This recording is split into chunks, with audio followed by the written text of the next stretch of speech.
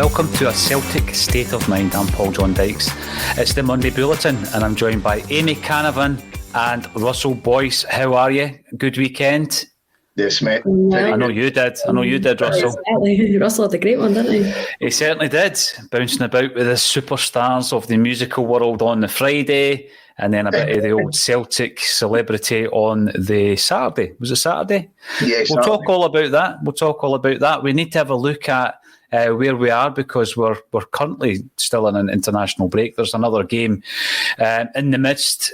Amy Canavan, as a media journalism student, you are someone who covers the international game for the state of Scottish football. Now, I've been asking the contributors when it comes to international football. I've got to say, I've always got one eye on Celtic. I'm hoping our players don't get injured. I just want us to get back to the football. But we do have another game coming up. So the first question I'm going to ask about that is, obviously there were some call-offs, as there always is with the international game, one of whom was Nathan Patterson. And I just thought, well, there is a natural replacement there. And a right-back who's been on very, very good form this season, and Tony Ralston. Get him into the squad. Surely the time is now. Were you surprised, Amy, that Tony Ralston wasn't called up by Stevie Clark? I wasn't, to be honest with you. It's a massive game tomorrow, and I just didn't really see him calling up somebody that he's never really worked with before. I think if he wanted Ralston, he'd have called him up from the off. So I understand now. Well, I'm not jumping in with joy that it is Paul McGinn who's obviously been called up, but it's somebody that Clark's worked with before. There's no doubt Stephen O'Donnell will start tomorrow night. That's just a shoe-in.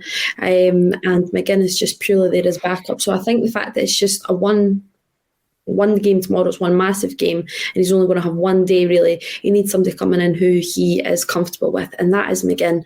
There's could have been Tony Ralston, could have been Calvin Ramsey. Some were even saying Sean Rooney from St Johnstone. So all these names are getting touted around, and I think over time, Ralston, if he keeps his form up, there's no denying that he should be in that Scotland setup. And Calvin Ramsey's definitely going to be a stalwart for the future. He's been really impressive since breaking into the Aberdeen side.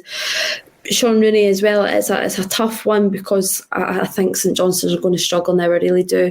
But he loves a goal at Hampden, so maybe get him in a few games time. But on the basis of the fact that it's a one game shoot off fundamentally, and he's got one day really to work with him, I'm not really surprised it's Paul McGinn. Now, you mentioned St Johnstone there. And I'm going to have to ask a question. Were you surprised that Celtic weren't interested in Ali McCann? We've had discussions on the podcast, Amy, around our midfield situation, and we will be talking about that as the show progresses. But there you have a player there, and yes, I understand he wanted to go down to England, but when you're talking about a fee of £1.25 million, obviously Celtic could have got themselves in the driving seat in terms of the deal there. Were you surprised that we didn't show any interest in that player? I am a bit. I'd have been more than happy for Celtic to try and go for Ali McCann. I think he's a really talented player, and we speak about so much that why aren't Celtic looking like in their own backyard in the Scottish Premiership? I wouldn't have even been too disappointed even looking likes of Jason Kerr as well. I think there was a few other Scottish Premiership sides definitely looking for him, but again he favoured the move down south. But Ali McCann's made it perfectly clear that is where he wanted to go, hence why it was left so last minute. But it's another one who sort of slipped through the fingers, and from a Scottish perspective, he has as well, because he represents Northern Ireland. So it's all these little bits and bobs that it's just disappointing, but I'm sure he's going to go on to have a fantastic career, Preston North End, and I can see him just getting higher and higher as he gets older. He's only 21, which is quite outstanding. I just always get this fear now after the John McGinn saga that every time a young Scottish player goes down south for I'm not going to say a nominal fee, but I mean £1.25 million, it might come back to haunt you when you could have quite early got in there and got the deal done. What's your thoughts, Russell Boyce, on Tony Ralston? And by the way, before I come to you, can I just say, Amy had been bigging up Tony Ralston, and we've got to dig out that footage from as far back as when was it? Tweets. I actually found tweets this morning. I did. Yeah. I'm convinced it's on a pod as well. I'm convinced it's on a pod. You did mention it. I found the tweets this morning. When was that? Was it quite early in the year? Give me a minute, I'll go and find it. I think it's February. I think it's February time. I've done a post when we signed John Joe Kenny, and it's in the comments to that I found the tweets that I've said, like, why don't give Ralston a crack of the whip. Well, there you go. You cannot deny. You cannot deny. And you did say it on the podcast, and I'm pretty sure you'd have been ridiculed for saying it as well, Amy. But, it's come home to roost. What's your thoughts, Boyce? I mean, I've been a big critic of some of our international managers for going with the tried and tested. I mean, I understand that Amy's explained it there. He's going to go with someone that he knows. I don't always think that's the right thing to do. Yeah, I mean, obviously as well, when, was it Paul McGinn? Is that his first name? Paul McGinn that's been called up. Yeah. Yeah, I mean, I think he's 31 years old. He's never going to, cement a regular starting role for Scotland. It's not a great experience. Obviously, it's a good experience for him, but it's not one that's maybe necessarily needed as a young player. Even if they're not going to play, just being involved in the international setup can help. Mm-hmm. I think Ralston's on the crest of a wave right now. That would have been like the icing on the cake. And you can't help but feel it is a wee bit of it's a dull one. It's a strange one. And let's be honest, I think Ralston's a better player as well, to be frank about it. So I don't really get the thinking behind that. And if it is, because he's worked with them in the past and all that, then I find that a wee bit lazy, shall we say, at times as well. I don't see many benefits to it. Nothing against Paul McGinn, of course, but to me, Ralston was the guy on form right now, doing it at a high level as well. We've seen a mixed bag from, even his European performances as well as domestically. He was arguably our best player against Rangers as well. So why not, reward that when there is a space freed up? Okay, you didn't put him in the initial squad. I think that's Steve Clarke's prerogative. When the space opens up and you're giving it to a 31-year-old, instead of Tony Ralston at 22, who's buzzing as it is, I just think that was a missed opportunity, really. I think so as well, and we'll see how that develops. If he indeed remains on this form and remains in the Celtic team, we will be talking about that wee dilemma, which is a good dilemma for Ange Postecoglou to face. Coming up to the game against Ross County, there are loads of comments coming in. Thanks for tuning in on YouTube, Facebook, LinkedIn, Twitch, at Twitter as well. And we've got our first comment coming in, a.k.a. Alan Boyne. Carter, Vickers and Jota should start against Ross County. And we will be talking about that. Johnny Ryan comes in. He agrees with Carter Vickers, but also thinks Giacomakis and Scales should start. The boy Scales is getting loads of support in the comments section. And, I'd love to see that one working out for him as well. But when we're talking about Ralston, we've got to talk about Juranovic. He comes in for his first game against Rangers, out of position, away from home, in a cauldron, because obviously there's no Celtic fans at that game. He performs very, very well. But Tony Ralston is the number 2. It's all about squad management, no. And I'm looking at who will start, who will be introduced to the Celtic side in an environment where you're playing at home. We know that we've won both our home games domestically 6-0. We're up against Ross County. I'm not going to say it's a safe bet and a guaranteed win, but it's a type of game that if you're going to introduce a new player into the team, it's a good opportunity to do it. Is Juranovic that man? Is he going to start that game, do you think? I can see Juranovic starting, but like we say, out of position, because Tony Ralston's undroppable right now. And I think that's going to be the case for probably a lot of the team. I don't see that Ange, even after this international break and after, making those deadline day signings, I don't expect there to be too many rotations. And that's what I'd call it, not about dropping or anything like that, but it would be rotations, because that's that little bit of continuity needing. Europa League's just around the corner. It comes thick and fast now. That's only on the 16th, so that's next Thursday. So I think, as much as we can say it's Ross County and what previous results have been, I think an eye will be on Thursday night as well, so continuity will have to be there. And I think that's where a lot of the team selections all have came from. We're talking about Ralston, obviously, not been selected for Scotland. He's had a little rest. So, there's no way that he's going to be wanting rotated. He's not going to be needing any more time off. He'll be raring to go right back into that Celtic side. So I don't expect too many changes. So I expect Juranovic to be on the left again as he was against Rangers, because I think he done okay. I know a lot of people were saying that it was, quite phenomenal and whatnot, but I think we need to be a little bit reserved. I think he slowed the play up a little bit, but not through any real fault of his own. I think it was just, he was on the wrong side, it was the wrong foot. So sometimes some of the attacking play was just a little bit slower and not quite so slick as we would like. But I would have him out there because I think right now he's the best option. Don't really know what's the script with Greg Taylor as well. But he certainly looks a player, and getting him game time is only going to be a good thing.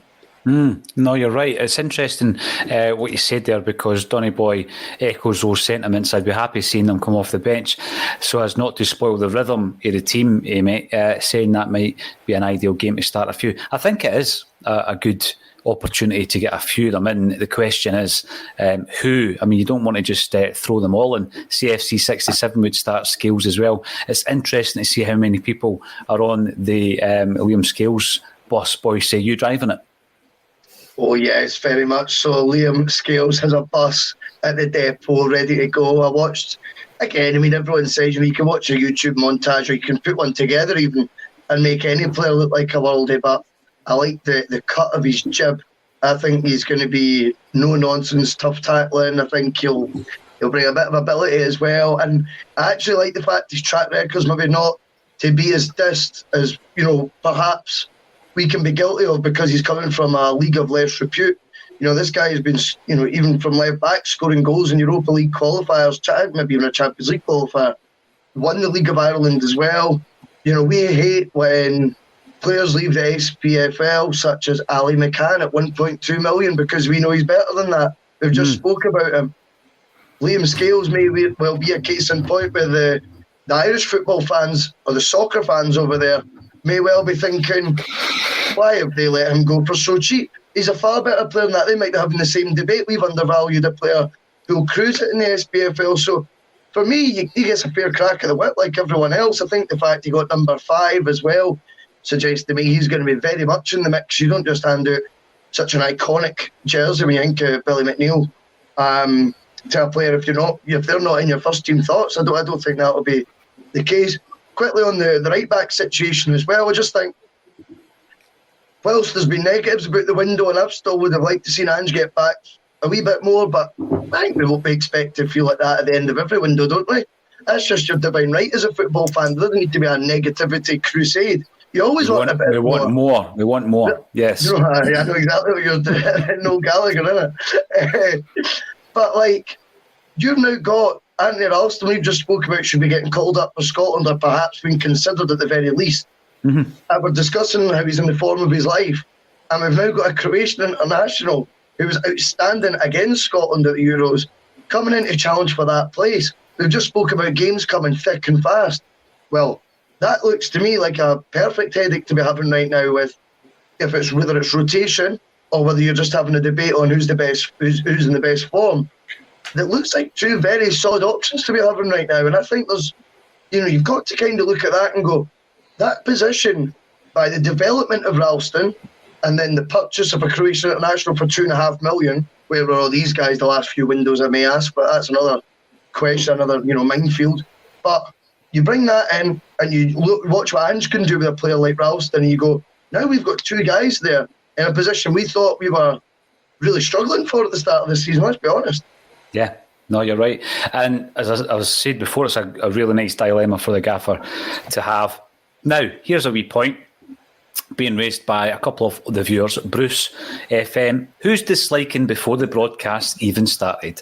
If you don't like Acsom in general, don't tune in. But this is what you're up against, Bruce. And Donny Boy also comes in with the same point. You are up against trolls who don't necessarily dislike what it is we're actually doing. That was just a wee fly there. I was trying to catch that, Mr. Miyagi style. I thought it was part of your speech.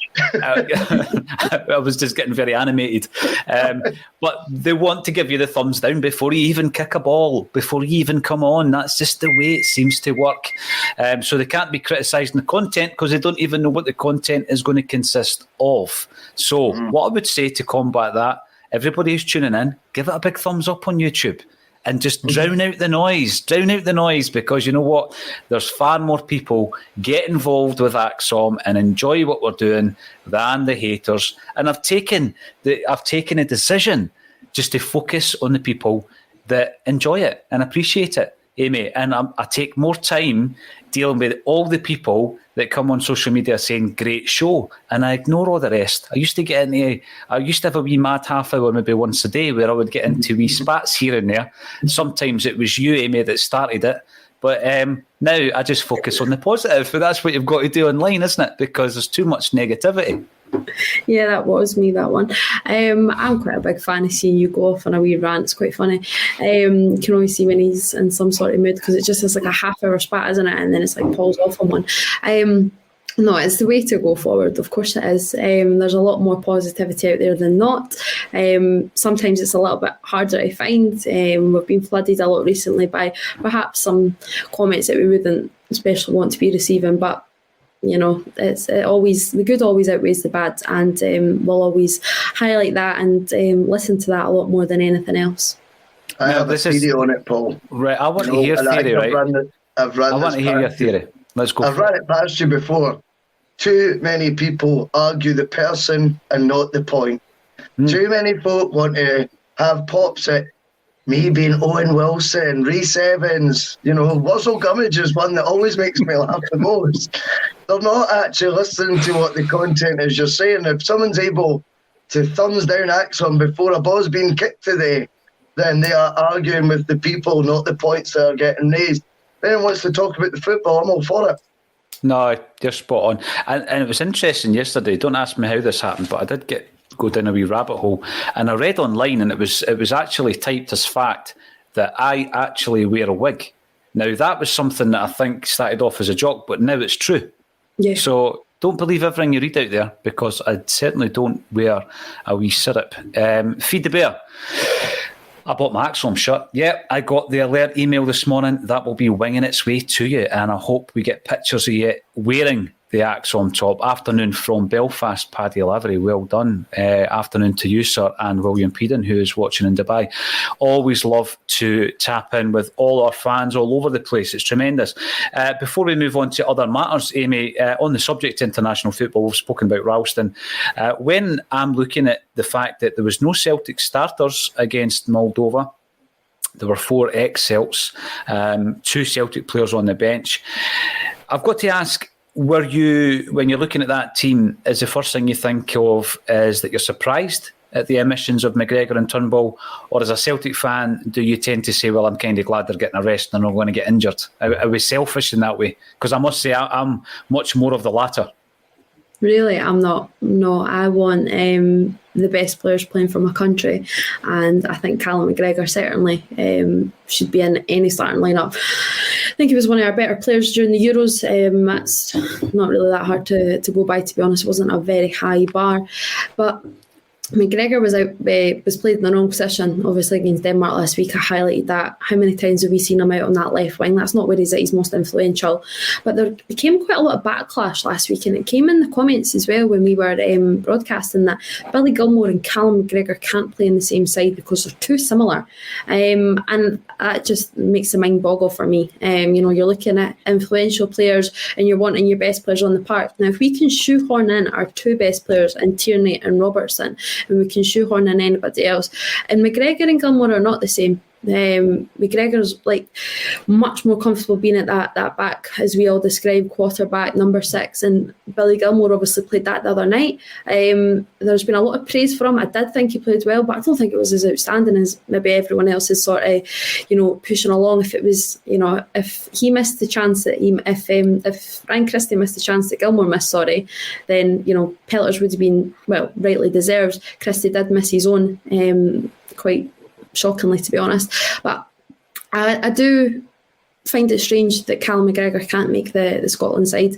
He obviously came on, didn't have a lot of time to make any sort of impact. And then when you look at David Turnbull, he's been given 10 minutes at the end, I think, each match to try and come on and, make an impact in the game. That's just not going to happen. You've got to give the guy time. Kenny McLean comes on before him, and I appreciate, obviously, Kenny McLean plays in the Premier League with Norwich. He's not always a starter. And I find that if you're comparing the two, I find that it's a strange one to be opting with McLean. But there's lots of theories out there. There's definitely, Clark does have his loyalties, and that's fine. That's great. You need to have players that he's comfortable with, hence the Paul McGinn inclusion again today. But I think Kenny McLean getting in ahead of David Turnbull is just an odd move. And I don't think that's a bias. I think that's just, having a decent breadth of football knowledge and having a real interest in Scotland, that I think many would be picking David Turnbull ahead of Kenny McLean. But I get what you're saying, Cal Mack. Obviously, I think he only ended up playing 15-20 minutes, if that, against Moldova at the weekend, instead of having a full 90-minute run out. So he's had his rest now. As long as he's back in for the big game tomorrow, then that's all that matters. Yeah, I mean, what's your take, Russell? I mean, I'm probably very selfish, and I've seen somebody coming in the comments saying club over country every time. Is that your take on it? Are you more inclined to agree with Amy? I would like to think I was, I'd still held the Scottish team and like that, as just as important as Celtic. But the honest truth is I haven't watched either of the last two matches. So I suppose on that basis alone, and I think about it, obviously the level of importance to me, it's obviously not that important to me at all, let's be honest. I've not watched the last two matches. So it's unfortunate. I don't really like saying that, though. I'd like to be a wee bit patriotic and all that, but I don't know. I just find international weekends, I hate it when it's an international weekend. I'm always much prefer if it's a full calendar and you've got, whatever your preferred broadcaster is, the video printer, all the scores coming down and all that. That's the weekend of football for me, you know what I mean? Because I work Saturdays, by the way. That's why I'm not at Celtic Park, Paul, as you know. But that to me that's what Saturday football is all about. And I just think when it's international weekend, it's a bit of a damp squib for the old football. Well, it's an argument that we could rage on about, I guess, Boise. But I think if we had a manager with a wee bit more kind of like of a modern outlook on the game and bleeding young, talented players in and exciting players into the team, it might help slightly. But Patrick Dolan makes a good point here, and I do agree with this. The most you can blood in at any one time is two new players. Be careful what you wish for. We've seen that in the past when managers are criticised for not using youth players or younger players. And we've seen them saying, well, I remember the infamous game at Celtic Park when Neil Lennon had been getting stick about not playing younger players. We played Morton in the Cup. He throws in just like a collection of players who had never played together, and we got beat. And that's exactly what happens. I just think it's a process. You've just got to put in one or two at a time and bleed them in to the team that way. And I think that's where my concern is, because so many players have come into the squad. Ange has his philosophy and his outlook on the game. And, it's going to take time, I guess, for them all to be on the same page. And it would concern me if we've seen that lineup and it was a lineup that is almost unrecognisable from the rhythm and the performances that we have seen up until now. So I think Patrick Dolan makes a really good point there. But one player who will be coming back into the team pretty soon is Christopher Jullien. Now, interestingly enough, it's been 9 months since Jullien has kicked a ball for Celtic. We know that he clashed with that the post against Dundee United, which was the last game of 2020. And I remember at that time, Boise, it was almost as if Celtic were almost getting back on track. We'd pulled a few results together, and we were thinking to ourselves, even when we're going into the Rangers game at the turn of the year at Ibrox, we might still be in with a shout. Then we get the Jullien injury, the defeat against Rangers, and then Dubai. And then the rest, as they say, is history. So it goes right back to that moment. So Jullien was part of that. He's now 20 years of age. He can only play centre-back. So he's not as adaptable as some of the players that were brought in, some of the players who are playing and can switch sides, etc. We signed him for over £7 million from Toulouse. He's now been at the club for 2.5 years, for just over 2 years, rather. And he's only played 61 games for Celtic. Now, how much of a miss do you think he's been? I mean, it was quite evident in the Champions League qualifiers. It was more evident than ever before just how big a miss he's been. Yeah, I couldn't agree more. I know there's the argument that when players are away, absence makes the heart grow fonder and all that, and there's a bit of revisionism goes on, and players are hyped up to be better than what they they perhaps actually were. I think in the case of Jullien, he's been a huge loss not to be in the team right now. And I feel that the influence he could have been having with the likes of a Stephen Welsh over the last 9-10 months, for all of Welsh's progress, by the way, he might even been further ahead than what he is now, having played with someone like Jullien. What I also like about Jullien is he gets it. He loves it at Celtic. You've never once read about, him looking for a move, him moaning about, settling in, adapting, or thinking he's worth being in a better league, or sulking. He doesn't seem like he's got any of those sorts of traits to him. He looks to me like someone I think we cheesed off we didn't win 10 in a row, and we'll want to battle for that trophy back. I also have to think as well that the competition for places will be a good thing for him too. I think he'll embrace the fact that we've signed Carter Vickers from Tottenham with a bit of a reputation after a really successful spell at Bournemouth, obviously USA international, and then you've brought in a £4 million Swedish international as well. I happen to think that will suit Jullien, and that's probably the sort of competition for places he was probably used to at Toulouse. I mean, you think of Ligue 1 and all that, these clubs can all afford Celtic wages, certainly a lot of them can, So he was probably in serious battles for the jersey there, whereas, I know that he's only started 61 games. How many has he not played through a choice of personnel as opposed to injury? Very few. He's strolled into the team every week, and I actually think he will when he's placed back. But I think the competition, again, like we were saying about the right-back situation, has got healthier and stronger at centre-half, albeit Starfelt's maybe not hit the ground running as of yet, and maybe people are clinging to the Jullien thing because they're worried about the rocky start by Starfelt, but you don't get moves to the Russian Premier League from Sweden, and you don't get capped by Sweden, and he was called up again last week, and you don't, whoever it is at Celtic that scouted him, I've been willing to recommend £4 million he's worth. So these all these facts don't all happen, for a dud. So I happen to think he'll grow into his role as well. And again, it's good competition right now. We've got a guy coming for Spurs, £4 million Swedish centre-half, £7 million French player Jullien, who's been at the club a couple of years. And then you've got Stephen Welsh, who I think's impressed almost all of us now. Well, that's the big question now, isn't it? We're talking about the kind of squad management. But one thing that sticks in my mind, because I've been a big fan of Stephen Welsh since he came into the side. I think he came in at the very worst time, Amy, thrown into that game against Rangers. I know he had played a game before, and, it was just a disaster for the team that day. And for the youngster coming in, very, very difficult for him. And, playing alongside different players every week, it seemed, last season. Playing with 3 different goalkeepers behind him in one season, which is bizarre. Now and again, you might get the third choice getting a game here or there in the League Cup. But all 3 of the goalkeepers were first choice at one point last season. So it was completely unsettled. And you've got a guy who's trying to establish himself in the first team. However, I've got concerns that perhaps Ange Postecoglou doesn't rate him as a first pick. I mean, the first opportunity that he got to drop him, he did drop him this season, and that was obviously to bring in Nir Bitton. And I think, going to Tynecastle and making that change and bringing in Starfelt at the same time was just too much. It was a bridge too far. And it's going back to the point we made before, just throwing players together and saying, work it out. You really are taking a chance here. And I think I would have much preferred to have had Stephen Welsh at the heart of that defence. I mean, they came through some really tough times against Midtjylland. I know we lost the game over the tie over the 2 games, but I think Welsh equipped himself very, very well.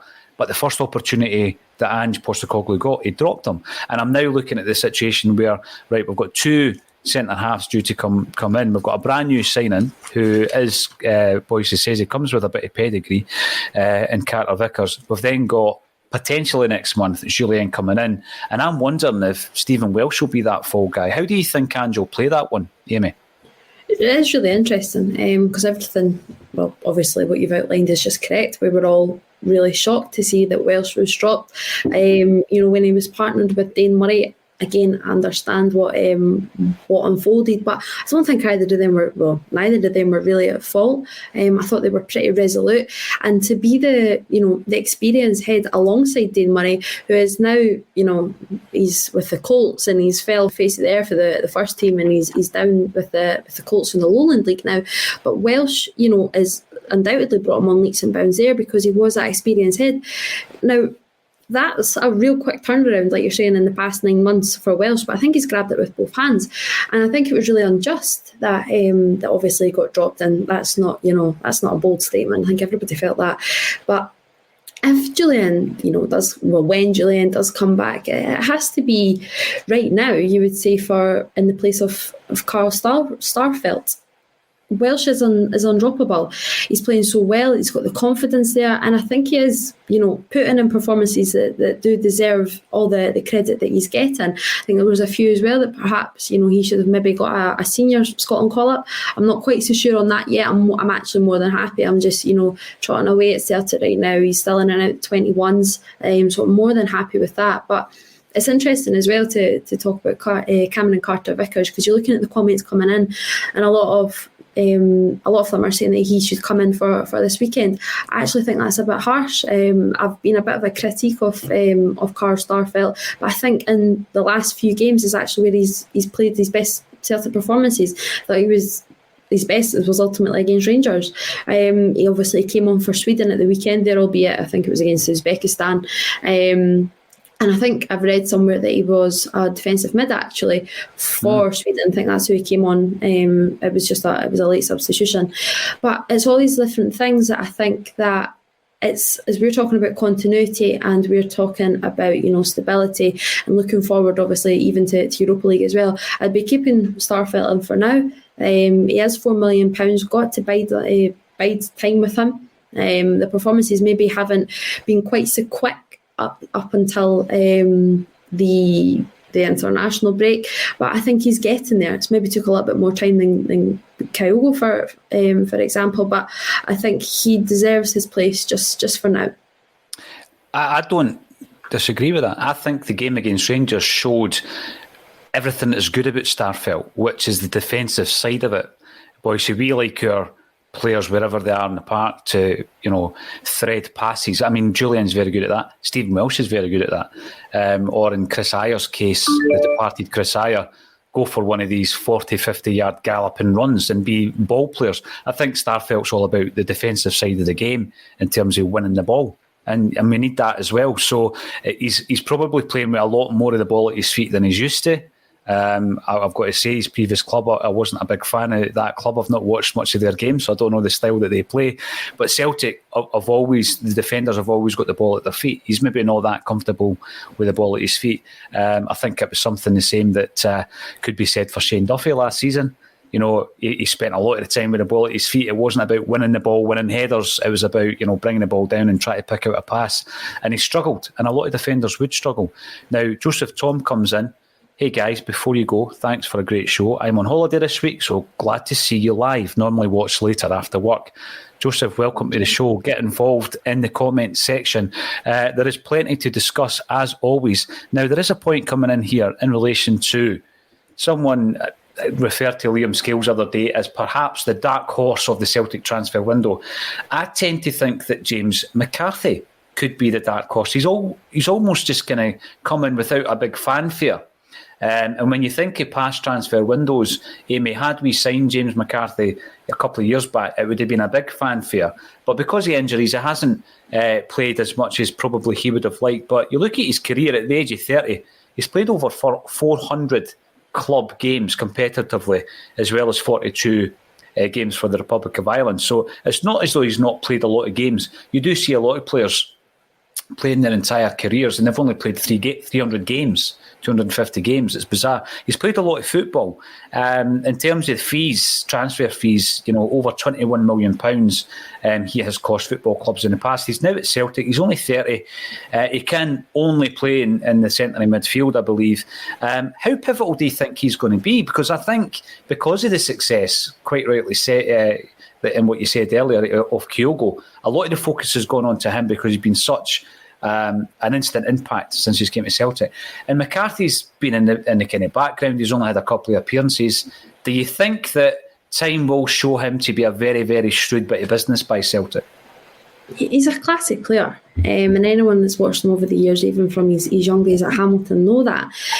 The injury is a concern, and the lack of his involvement and really his appearance really in benches has been a little bit of a worry, because I think that was really the downside to the transfer. Everyone was like, over the last few years there was some crazy stats going about. I think it was in comparison to obviously Callum McGregor.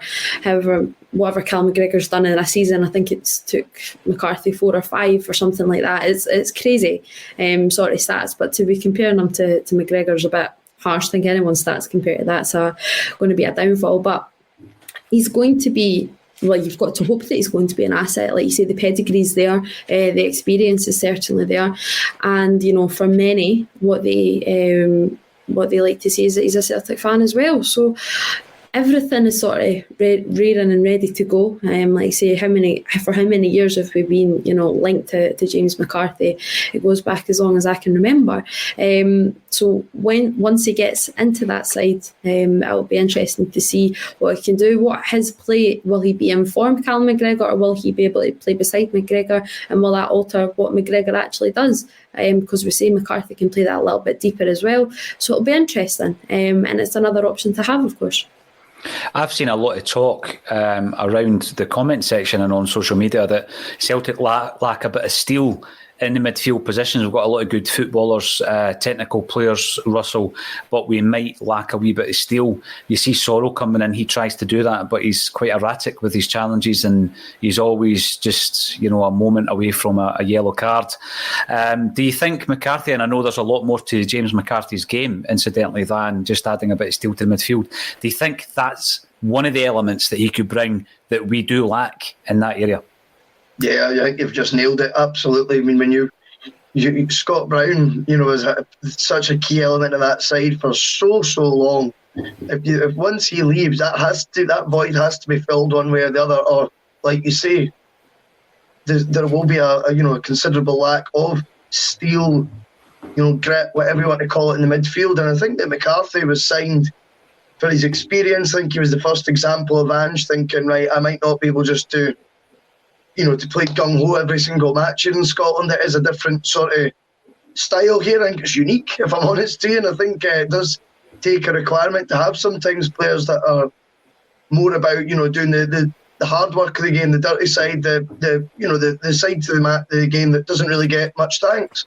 Also, I think McCarthy will be a far better footballer than, some people might lazily tag him with. I think he's not coming in just to be a sitting midfielder who's going to be, just passing to players and say, oh, you go have the ball, you go play with it for us, I'll win it back. Yeah. I think when James McCarthy's got the ball at his feet, we might be in for a wee bit of a fright at his range of passing that he's got. And he's 30 years old. I mean, he's at the peak of his powers right now. You think when Henrik scored 53 goals, and I appreciate his different seasons, but he turned 30, or he was 29, 30, and it's like, you look at that and you go, it's the right age, sometimes for players to come into their own. And this is the right challenge for McCarthy as well. The only concern I've got is he's obviously missed the last 2 squads. I mean, unless I've missed it, I don't really know of any update that we've had as to what the reasons behind that were. He's the player I would start against Ross County. He's the new signing who I would start. I think he needs to, obviously, unless he's got some kind of underlying injury problem, I would get him the game time in a game like this. Interestingly, something I didn't say, and Jed Sweeney picks up on it, goal-scoring centre-backs are like hen's teeth, and we have one. On the point is Jullien, 61 appearances, 10 goals. That's a brilliant return for a centre-half, so that's a good point as well. And in relation to McCarthy, if he was to get games, you just need to look at the fact that Scales signs for Celtic and gets a call up to the Republic of Ireland full international squad. You would kind of think that maybe James McCarthy has those aspirations as well to get back into international football. And so it might be good for him. You sometimes think that he's older, Russell, because I think he made his debut at 15 He was only 15, wasn't he, when he played for Hamilton Accies? So he's been in and around first-team football for 15 years. So you tend to think of him as a 34, 35-year-old, but in actual fact, he is only 30. Now, there is also a lot of chat around about Georgios Giakoumakis coming in, top goal scorer for his club, and indeed in the Dutch top division last season. His side, VVV, were relegated, but he still managed to get in amongst the goals. There is a concern, though, that it might just be like a one-season wonder style, hence the reason the transfer fee wasn't massive. And, there has been a lot of talk around about that. I do get the sense, Amy, that he's not being bought as the first-choice striker, I've got to say. I do think he's come in because we've lost Edouard, we've lost Griffiths. Earlier on, we also lost Patrick Klimala. So we definitely, and Bio, let's not forget. So we definitely needed to strengthen. I don't think that he might not even be considered to be above Albion Ajeti. So you've got Kyogo, who is the first choice and should always be playing through the centre, and we've spoken about the fact that he should have started against Rangers through the centre. I then look at Ajeti being the second choice in Giakoumakis. That might all change, of course, but that's the kind of view I have on this player, and I'm certainly not writing him off. What's your view on Giakoumakis, and is this the type of game you give him a run in? It's a tough one. I definitely don't see him coming in, as a number one. And obviously the way that Celtic play or have played so far this season, it is just the one striker. And I don't really see us going to like a flat 4-4-2 anytime soon. Certainly not to just try and shoehorn into two strikers ultimately. So do I see him as third choice?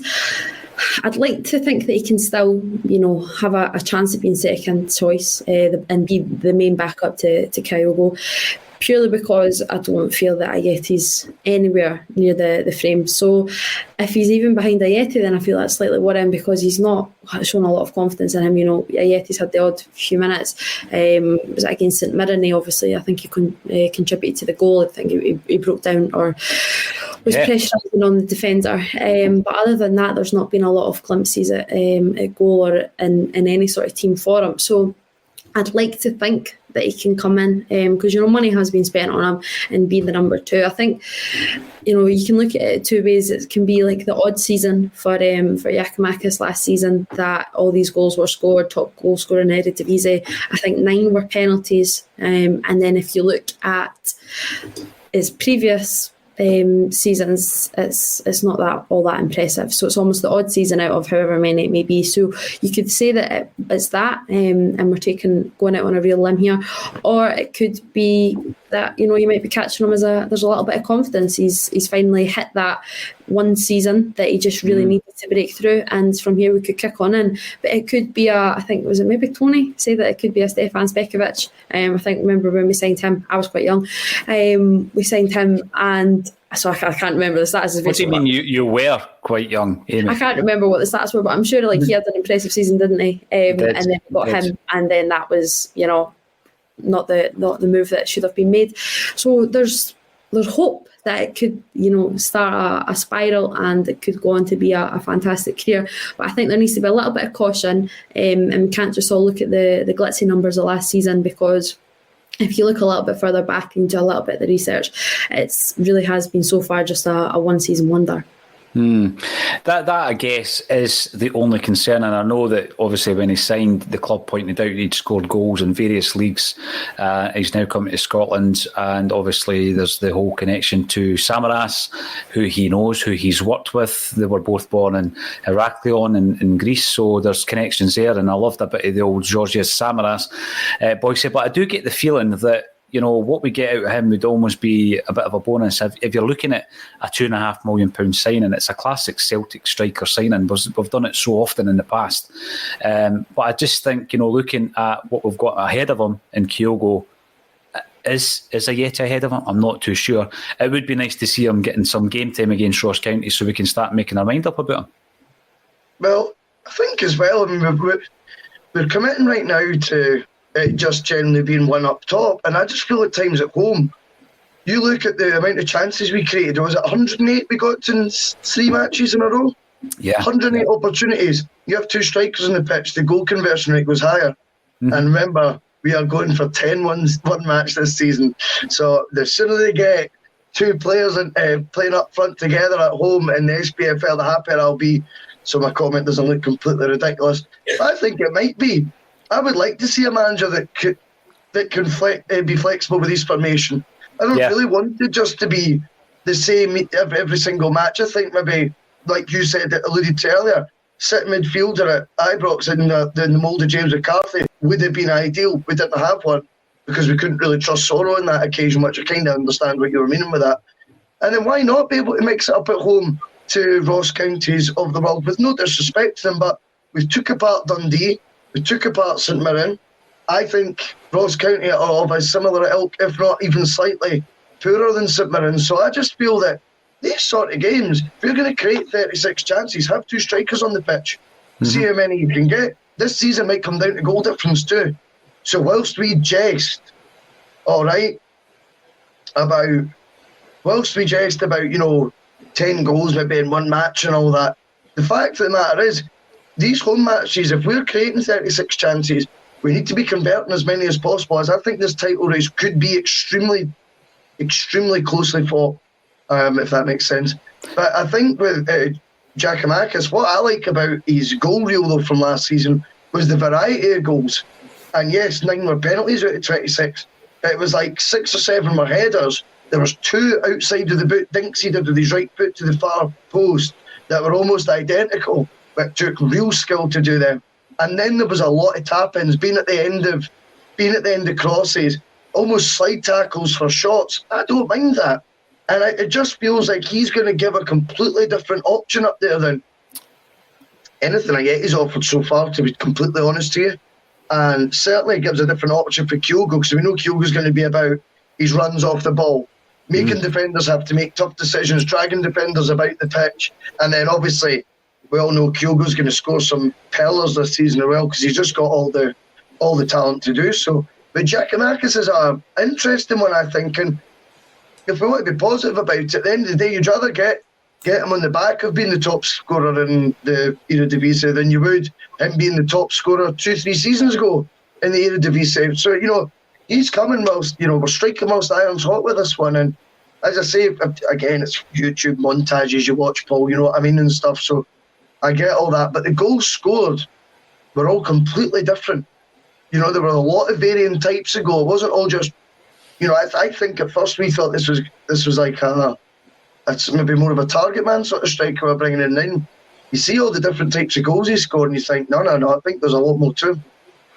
The good thing is, Russell, you're talking about positivity. Within that answer there that you've given, you've been talking about Celtic scoring 10 goals in one game. I love your positivity. Keep that up. Absolutely. Now, D. Kelleher comes in.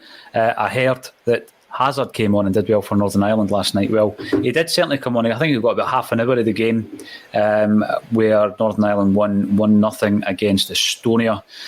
So he's an international footballer and he's our third choice goalie.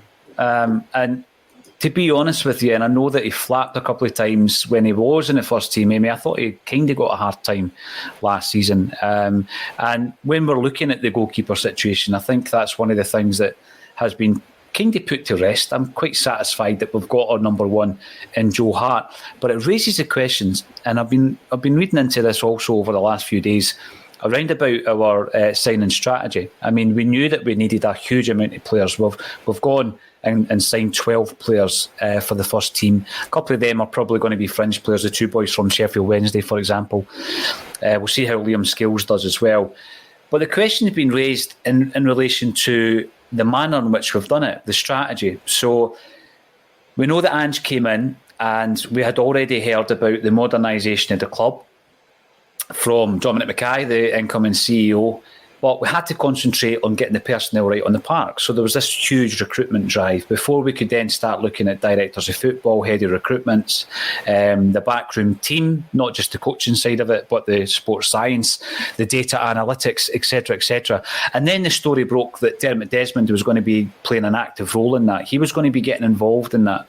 And although, certainly in real time, you never find out who's responsible for which signings, there is the suggestion that some of the bodies that have come in have been influenced by the man at the top. Dermot Desmond. Now, if the player that comes in is a Joe Hart and he does really, really well, or in past and years gone by, it's a Robbie Keane and he comes in and scores goals for fun, nobody cares how he was identified, who pushed for the deal, who influenced the deal, and I'm pretty sure the manager wouldn't really care about that either if the standard of that player is a Joe Hart or a Robbie Keane.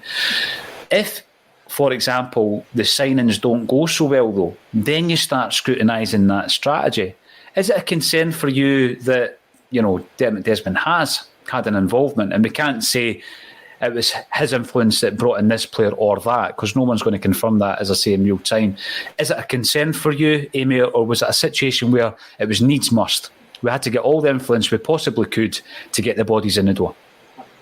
No, because we spoke so much, just even like 6 months ago about the rebuild, and that it was a clear out overhaul. We used all these terms, they were all in the strapline, everything like that. So, like you say, we'll never be able to know, like, if it was Dermot Desmond who brought in, if it was Liam Shaw, or if it was Joe Hart, or if it was Kyogo Furuhashi, or, well, to be honest, that's when we do know who brought that one in. But we're never going to know. But that doesn't necessarily make it right for me. I'd have much preferred that Dermot didn't really play any sort of part at all. That's not what he's here to do. He's not here to be part of football operations or whatever title they sort of pinned it to. And the overhaul, the rebuild, everything, it was the clean slate ultimately. Mm-hmm. And while Peter Lawwell's still influencing whatever he could or potentially be influencing, and if Dermot Desmond's still having a say in transfers, then I don't believe then that's a clean slate that we were all sort of promised and certainly hoping for. So it is a worrying sign, but if Dermot Desmond comes out and says, well, I signed Joe Hart, then it'll maybe be left to eat our words a little bit, but it's tough. Like I say, I wanted the clean slate, but that's evidently not been the case. I think we could maybe argue the point as well that maybe Desmond stepped in because we were too slow in getting said director of football or head of recruitment in, and he realised this season isn't starting very well, and maybe he's went, I've got contacts here, I can help.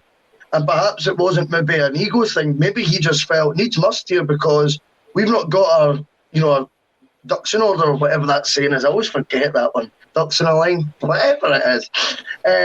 We've not got all that sorted right now, and we're relying on, Ange's already explained as well, the difficulty of bringing in players from the J League in the summer window. It was maybe January would be a better opportunity for that. So whilst it was great he got Kyogo, he might have said, look, I can't, my hands are a bit tied here. And that's where Desmond's, he goes, who's the head of recruitment? Oh, we've still not got one. Director of football. I bet Ange said mate a few times when he was discussing that with him anyway, Paul. Because I think, it's ridiculous that we don't have a head of recruitment. And I think as well, when Ange's given his budget at times and he's told, right, that this is what we've got to spend on, in wages, etc. See, when you're seeing the likes of Bulletin, Galway, Barkas, whoever else, taking up percentages of that, that's when you can go, you can't blame...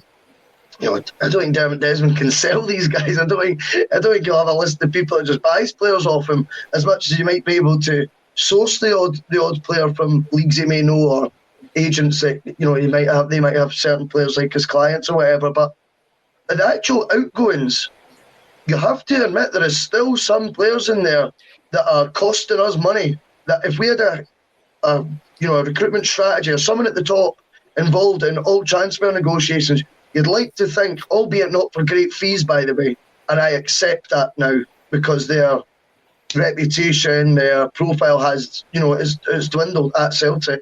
But you can't help but feel at least Ballingolly and Barkas could have been out the door, and that's, I don't know what we're talking here, £20,000 to £30,000, £35,000 a week saved up, which might be preventing Ange maybe from getting one of his players. We just don't know.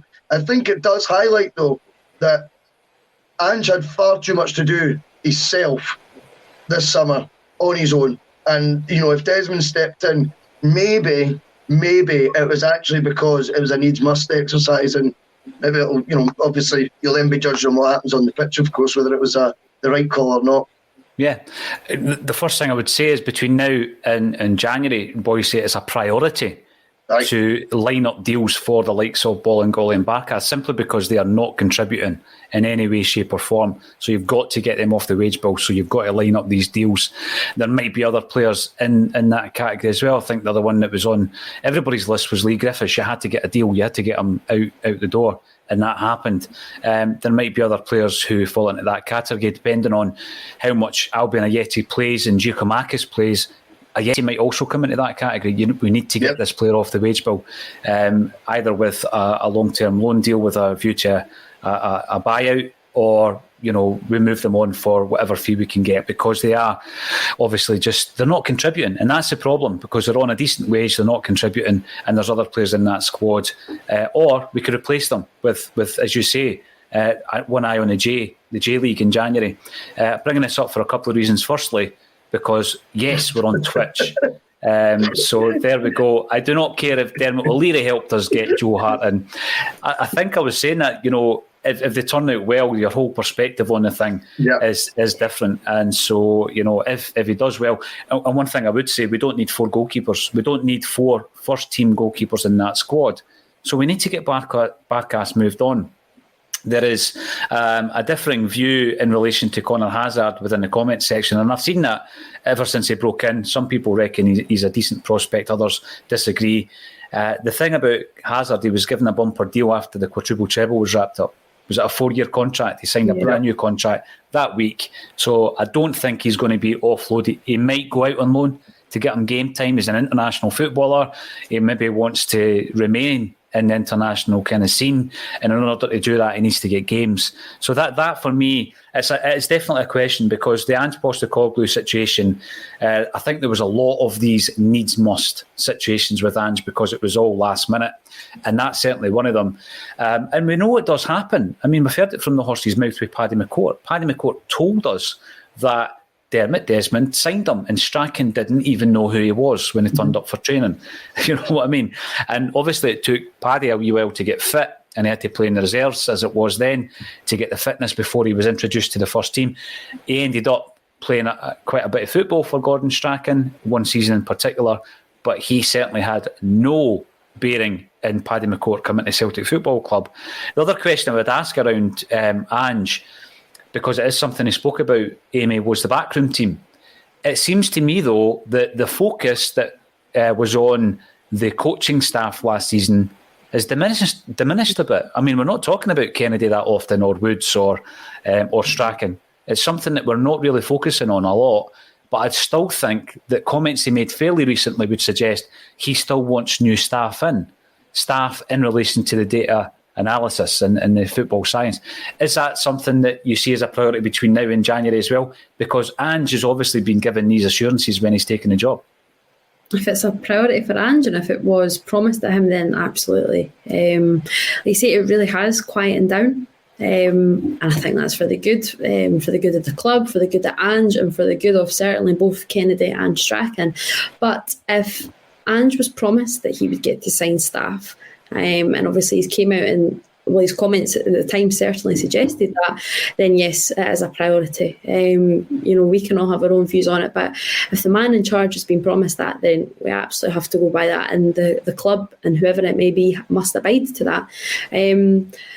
You've got to give him what he wants, and I think we've suggested this for a few weeks now. He's more than earned, and no matter what happened against Rangers, he has earned, in getting into Europa League especially, his weight in gold. So whatever decision he wants, just give it to him. Certainly right now, and when it comes to staff, that's a real game changer, and it could potentially be a real game changer for him.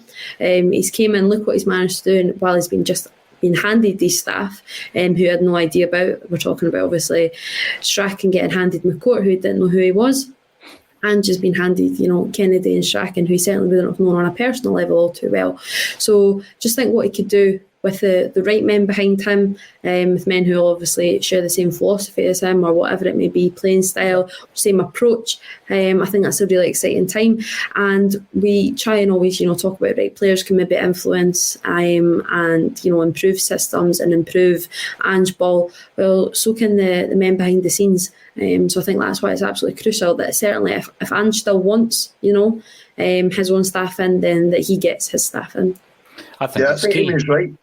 I think Amy's right. And I just think as well, I suppose when you look at the goal that we did concede against Rangers, that is glaringly similar, to goals that we were conceding last season. So the problem can remain. And there's a wee thing as well with the backroom staff for me that's happened. I mean, John Kennedy is now banded alongside Strachan as Kennedy and Strachan. Have you noticed that? And yet he used to be talked up as potential Hibs St Mirren manager in the running for those jobs. He's now actually, his stock's fallen. No two ways after last season. And I do think as well that if results were to still be a mixed bag, and let's be honest, it's been a mixed bag so far, some extremely high moments and some fantastic, obviously getting past AZ was, to me a real highlight because I felt that was a tricky obstacle. But there's been some downsides as well. And if it continues to be a mixed bag, not saying it will, just in case it does, I think there will be more scrutiny on, why hasn't Ange got anyone in his backroom team backing him? And I wonder if it will go to, well, have you been strong enough in requesting it? Remember Ange said about player recruitment? Perhaps I haven't been getting my message across enough. Or are you quite happy with what we've got? And in that case, you would then need to take responsibility for it. I would like to think Ange will get someone to support him in there and take the sting off him as well, because at times you can't help but feel it must be quite isolating, Paul, when you're doing the job on your own without your right-hand man beside someone that's your go-to, not necessarily the club's go-to, your go-to. Just that bit of support can be helpful. Sometimes, a lot of assistant managers, I think, come in and they're quite good at doing the good cop, bad cop sort of thing as well. I think a lot of that goes on, and you wonder if Ange has built relations enough yet with Kennedy and Strachan, the banded together again there. But you wonder if he's built up strong enough relationship with them yet to sort of be achieving that sort of dynamic in the dressing room. I would feel quite isolated if I was Ange right now, and I do hope he brings in someone to help him. Well, it's about this culture that is going to be implemented, with a new guy coming in. If he wants to implement that and he's got like-minded people in his team, that's going to be a lot easier for him to implement it. So I think it is important. Now, we will also remind everybody to subscribe to A Celtic State of Mind. Get onto the YouTube channel, get subscribing. We're giving away gifts, free gifts. You're in a prize draw. We're giving them away on a regular basis. I'll have a couple of the jerseys on the mannequins next time we're on tomorrow at 12:30, because I will be back on tomorrow at 12:30, and I will be joined tomorrow by the Lawrence Conley and also Brian Degnan. So join us at 12:30, and also get voting for us. We're up for 3 awards, and thanks to all you guys for tuning in. Obviously, we have been nominated for 3 national awards. Some of us will be going down to London and getting the party frocks and all that on, Amy. I'll probably wear a suit. I'll be probably wearing a suit. Anyway, it will be a good night down in London, and it'd be brilliant to bring something back up the road. But we're up for a treble. We're up for a treble of awards, which is rather astonishing. So please get voting for us. I'll leave all the details on the socials. I've got to thank Russell Boyce and Amy Canavan once again for joining me on A Celtic State of Mind, and thanks everybody for getting involved in the comments. I'll see you again tomorrow at 12:30.